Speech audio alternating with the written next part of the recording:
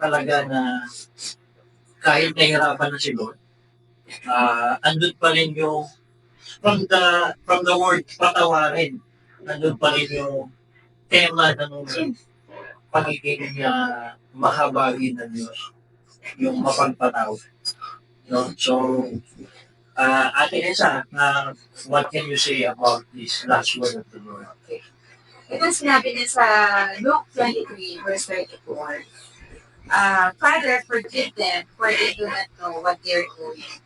This is a powerful expression of Jesus' compassion, mercy, and forgiveness. So, pinapakita dito ng Panginoong Jesucristo yung kanyang pagpapatawad.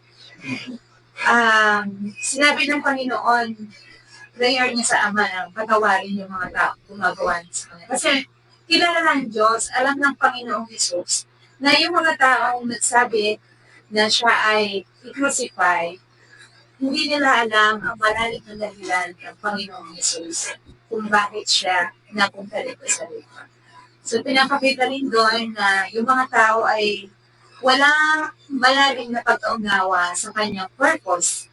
Bakit siya bumaba dito sa lupa at harapin yung crucifixion na dapat niyang pagdaanan. And then, makikita rin natin dito yung intercession na inspired na sa kinakaharap ng Panginoon, nakuha pa na ni Lord na ipanalangin yung mga tao yun na gagawa na ganung mga bagay sa Kanya.